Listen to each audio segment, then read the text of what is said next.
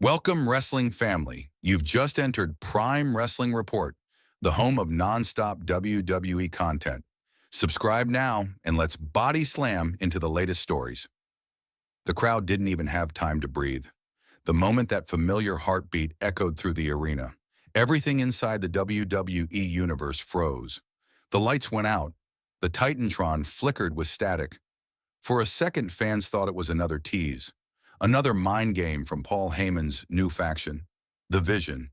But then that voice hit, that deep, commanding, bone-chilling voice that changed the atmosphere instantly. "Acknowledge me." The lights came back on, and there he was, Roman Reigns. No theme music, no fireworks, no entourage. Just him, focused, furious, unforgiving. After 8 long months of silence, betrayal, and speculation about his future, the tribal chief had returned, and beside him, standing like a silent storm, was Brock Lesnar.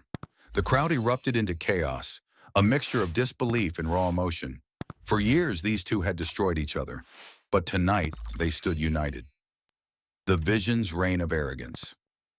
Before that shocking moment, the Vision had been ruling SmackDown unchecked. Led by Solo Sikoa and handpicked by Paul Heyman, the group was Heyman's supposed next evolution of dominance.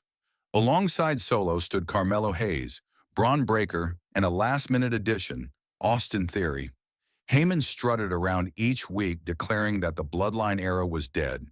He bragged that the Vision era had begun, a new dynasty built not on family, but on loyalty through opportunity. Fans hated it. The boos were deafening, chants of, "You sold out," echoing through every arena. But Heyman didn't care. He smirked, holding up Roman's stolen Universal Championship, declaring that kings fade but visionaries endure. He had no idea that the man he betrayed was already on his way back. The message that shook the world. As Heyman continued his self-congratulatory speech, the arena went dark. The Titantron filled with static, then flickered with a single ominous phrase: "The tribal chief sees all." The crowd exploded. Heyman's smile vanished, and every member of the Vision froze. Then came the smoke. When the fog cleared, Roman Reigns stood at the top of the ramp, hood up, eyes burning with fury. No family, no allies, just vengeance. And then, as if the night couldn't get any wilder, Brock Lesnar emerged from the shadows behind him. The crowd erupted again, the arena shaking as fans realized what they were seeing. The Beast and the Chief standing side by side. The unholy alliance for years, Roman Reigns and Brock Lesnar had been each other's greatest enemies. Rivals who defined entire eras through brutality and dominance. But that night they stood together, united by betrayal. The commentary team went silent as Roman and Brock walked toward the ring. Heyman looked like he'd seen a ghost. Solo Sikoa tried to stand tall, but even he looked uneasy. Roman raised the mic and spoke with quiet rage. 8 months ago, they said I was finished. They said the empire fell. But I don't die. I rebuild. He locked eyes with Heyman. You built a vision without me. You thought you could replace blood with business? You forgot who made you, Paul. The crowd roared. Then Brock stepped forward, took the mic and growled, "And I'm here to help him bury you." The brawl of the century. What happened next was pure chaos. Austin Theory lunged first, only to be launched halfway across the ring by one of Brock's trademark German suplexes.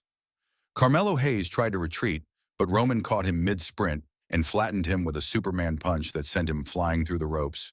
Bron Breakker charged in, yelling, and got speared into oblivion. Solo Sikoa stood his ground, face to face with his cousin. "You ain't the chief anymore," Solo spat. "You're just another man I gotta put down." Roman smirked, wiped the blood from his lip, and replied, "Then finish what you started."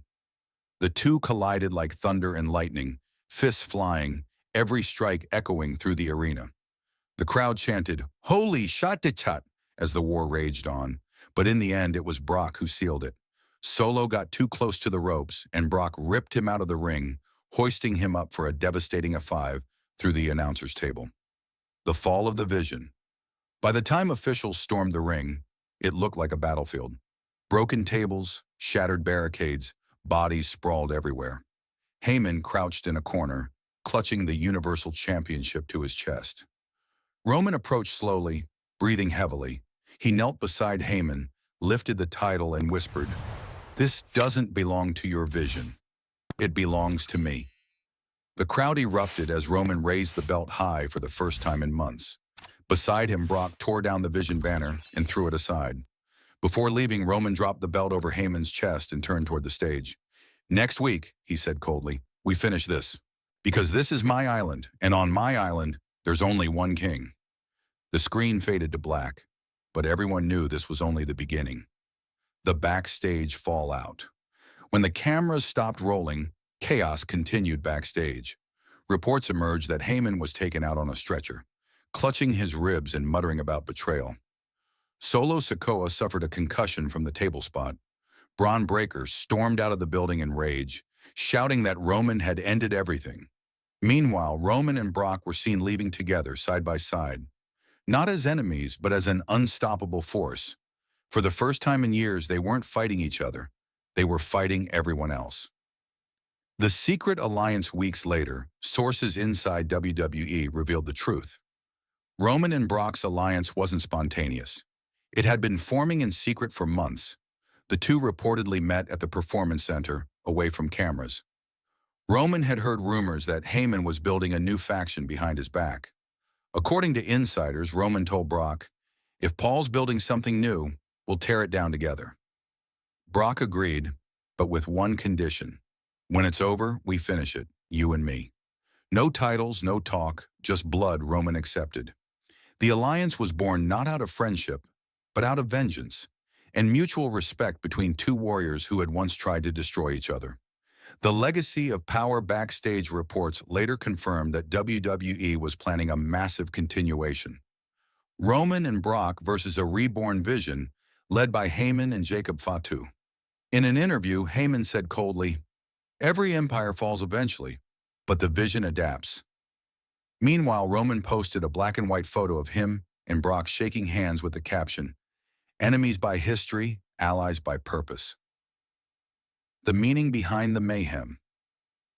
This wasn't just a story about betrayal. It was about power, legacy, and survival. Roman Reigns and Brock Lesnar didn't just destroy a faction. They reminded the world that dominance is not inherited, it's earned. They proved that even in a business full of visionaries, nothing eclipses the raw presence of two icons who define what it means to rule. The closing moment. On the final SmackDown of the arc, the show ended with a quiet, haunting scene. Roman sat alone in an empty arena after the camera stopped rolling. The ring still stained from battle, the crowd long gone. He looked around the silence and whispered to himself, "I rebuild." Always, and in that moment, everyone watching knew the empire wasn't finished. It was reborn.